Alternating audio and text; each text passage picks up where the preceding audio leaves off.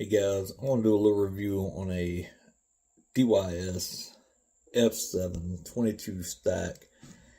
It is a 30 by 30. It's an F722 AM32 since BLHeli32 has dropped and stopped updating firmware. I got to looking for something different because I like the 32-bit firmware on the ESCs and being able to change the settings and all that. This is a 65 amp 2 to 8S ESC, and the flight controller, is capable of 8 motors, and it has the VTX switch, a barometer, 6 UARTs, and it looks pretty durable. This is going to be a 2-part review. I'm going to add it in onto my Racer X Extreme 5 with the adapter, and now I'm going to show you what comes in the box and all about it. But again, VTX switch, barometer, 6 UARTs, you can't beat that for the price. I mean, a lot of these stacks are getting up in the high dollars. DYS is keeping this down for us hobbyists, and I'm pretty sure this will be set. A lot of people be using these in the Freestyle stacks, putting them in the Freestyle drones. I got a couple of Freestyle drones. I don't fly them that much. I'm more of a racer, and we try to keep our builds a little light most of the time, unless we're racing on windy days and we don't want to be blown into the gates and all that good stuff. But again, this is a AM32 firmware on the ESC, and that's a great comeback from the fall of BLHeli32. So just to add a little note, I did get the stack from Power Drone, and they have some great customer service, fast responses, and I shop from a lot of places and people and companies. You probably see me all over Facebook, just buying, trading, selling. I like to build, and Power Drone's been great, very responsive. But I want to thank them as well for helping me out with this issue I had with this one. And just thanks. I was in a difficult moment at that time, and probably a few people know about that that know me. I'm not going to go all into that, but I did want to review this stack since DYS and Power Drone was so great handling my issue when I messed up on this one. Y'all bear with me on my voice. I've been a little sick for a few days. So the DYS F722 stack 30 by 30 is looks like a pretty good stack, very durable, well laid out. And what we get in the box, it's got some good protection in there, in between the ESC, the flight controller and all. The ESC has a heat shield on top to help protect, from fires and things of that nature. If you have a short and the ESC just blows, and y'all know that can cause some damage, cost you some money in the long run. On the front of the ESC, there is, the solder pads. You can solder to directly if you want to.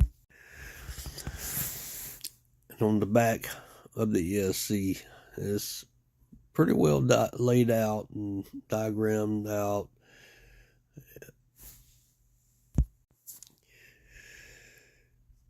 Got some nice capacitors on the unit right in the middle. They seem to be pretty well soldered in, straight, nothing crooked, messed up on the sides. Our FETs are very well laid out, and they seem to be in place and solid. The ESC, again, like I said, looks very durable. This is your front pins for your plug it into your flight controller, and it's diagrammed out well, so you take a little less chance of making a mistake when you're plugging into your flight controller. It shows the build after it's complete. Like I said, the package, it has some nice pieces in between to protect the flight controller from the ESC. The flight controller looks very nice, very laid out, great plugs on the side, underneath, and they're pretty much labeled out pretty well on the diagram from DYS. So right here you see you have the two motor stack plugs. That's motors 1 through 8, and it has the power, ground, and everything on each plug separate. It is set up so you don't make sure you plug into the wrong one first when you hook up your ESC on there. And I do like those plugs, and using them to make it easy. But like I said, on the other side of the board on the ESC, you can solder to it directly if you want to. These two little pins right here are for the receivers. The top one there is 5 volt, 12 volt switchable, and has some little nice solder pads there where you can bridge them, change it to whatever you like.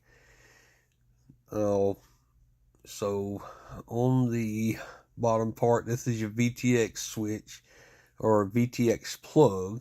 Don't confuse that with the VTX switch, because the diagram says VTX switch. It's actually smart audio, so you cannot power down the VTX from that. On the side of it, right there to the right, you'll have your pads where you can change it from 5 volt to 12 volt as well. And your smart audio hookup and everything is labeled out in the diagram. That's the LED plug right there I just pointed at for LEDs. And then the other plug to the left of the VTX switch is for your GPS and all that. If you run GPS, I don't normally do a GPS and never really have. Just race and a little bit of freestyle, but mainly racing. Has the OSD chip in the middle. Just pointed that out as well.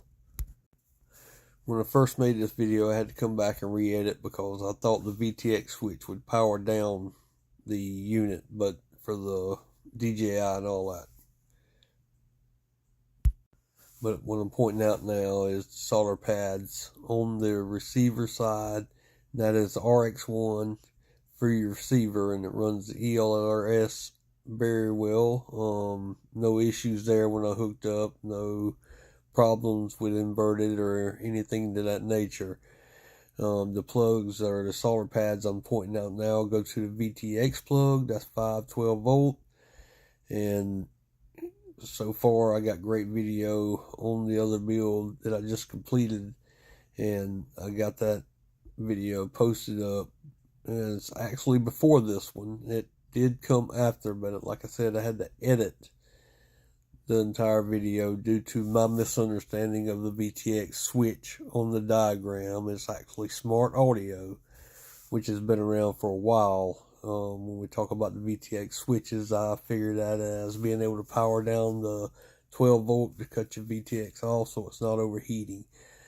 On the top side, the pads are lined up nice and labeled, and very good size pads, so it should make it easier to solder for some newer people, some intermediate builders.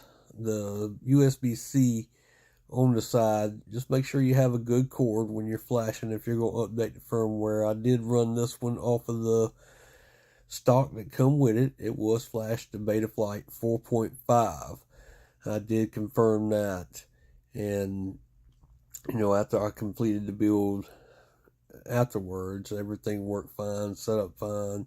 It has the some user interface on the modes, but I hadn't really quite figured out what that actually operates yet.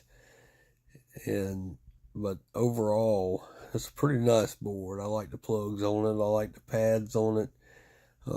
When I finished this build afterwards and I put it in the unit, and you could see that build, just watch the video on that. I did some modifications on an extreme. Very nice regulators seem to be on this board, and overall I think it's a great stack. And underneath, all that, we do get a capacitor, some good heavy duty gauge wires for your XT60 connector. It has all the plugs and wires you need to hook up the VTXs, the receivers, some grommets to go in your ESC if you want to put those grommets on your ESC or hard mount your ESC, either one, whichever way you want to do. I think as long as you got your stack screws in and you got a nut on the bottom attaching it to the frame, you shouldn't have no problem And after completing the build and putting it in the other video, with flight footage and all of the drone, the stack is handling very well after getting that up in the air. I might have just a few little tweaks to work out on some ESC firmware between my radio and ELRS receivers. Got a little twitch or so in the motor. I did go back and pick the presets for ELRS and made sure that I had the correct settings on the radio, but my radio is getting old, so getting about time to update that. But overall, what you get in this package from the DYS on the F722 stack